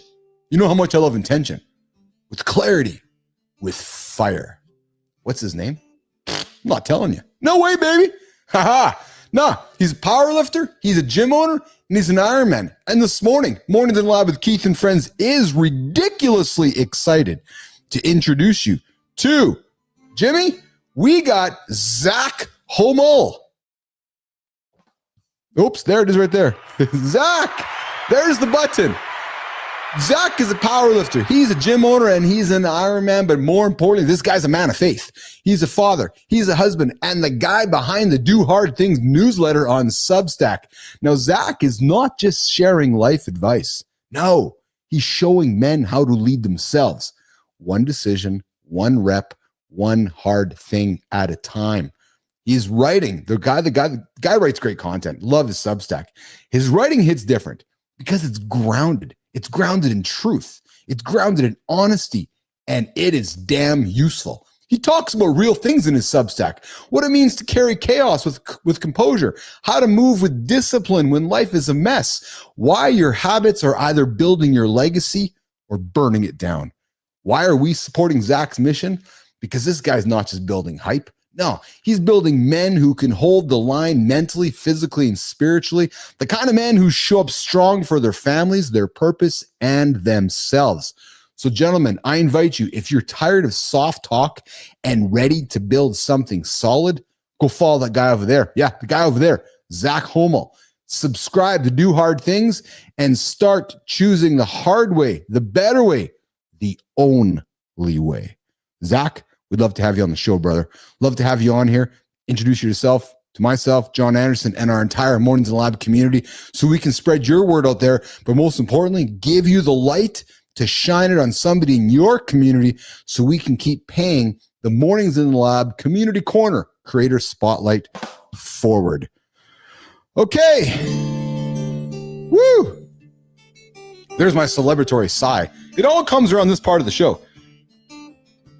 Yeah, it's generally around the 8:35, 8:47 morning part of the show where the sigh comes out because we're working towards the end here. Jimmy, I see your comment there, brother. Fuck that sickness. Yeah. Jimmy's family, man. They've been just battling some illness here. I just hate it. It just sucks when you just can't get over some shit, right? So, but hey, what a fun show here. We got after it here, episode 2015. You want to know why 2015? I'll tell you why. Here's my thinking. Because the first year's episodes were 00 all the way through 62, whatever it was. And then the number 2 symbolizes second season. Yeah, so there you go. We are in the 15th episode of the second season. So 2015. That's today's episode. Today's episode was my morning routine was broken. Here's how I fixed it. There you go. And tomorrow, guys, we've got tomorrow's show. And if I'm super organized, which I think I am, I did a little bit of reflecting on my life. And over my life, I've tried 3 popular fitness hacks. I'm going to talk about it tomorrow. Yeah. And here's what actually worked. I got some fun, crazy topics coming up in the future here that hopefully they're going to work. I'm going to dig into some vulnerability and share some just life stories with you guys. So Jimmy, it's time to get out of here. I got to go for a pee. Yeah. Got to go to the bathroom. We all do. It's a true story. So I'm going to wrap up our segment here. And guys, I invite you to go back and listen to the whole show. Great show today. Kicked it off. A big show on purpose today. If there's one thing I can leave you with today, guys, is if you're finding yourself having no time in your schedule, go and write down your entire calendar. Go and write down everything you do. Everything you do. Time with your wife, time with your kids, time to sleep, time to eat. Write it all out. Why? So you can fully understand how much time you don't have. And once you do that, work backwards. And then you can recognize what routines can change, what needs to change, or what will stay the same. There's your tip. Okay, Jimmy, we're going to get out of here. That's it. So, there it is. There's the sound effects to get me out of here. I'm your host, I'm Keith Billis. I host the only morning show for men. Big aspirations here. Mornings in the Lab with Keith and friends, 8 o'clock Eastern time, right here on YouTube, right here on LinkedIn, and right here on X. And then all of our content is distributed across the platforms throughout the day. Go check out our Substack, inside.bappel.ai. Listen, if you're looking to become a full-fledged creator, I can help you. Come join the lab. I'll share with you everything we're learning here with this experience, YouTube channel, Substack channel, all the knowledge we're gaining from creating content, conversational content to move life forward. So listen, on behalf of the whole gang, Christopher Martin, John Anderson, producer Jimmy, producer Melissa behind the scenes, and the entire Mornings in the Lab community, I'm Keith. I'm getting out of here. I'll see you guys tomorrow right here. YouTube, LinkedIn X, 8 o'clock Eastern time. See you guys. Ciao.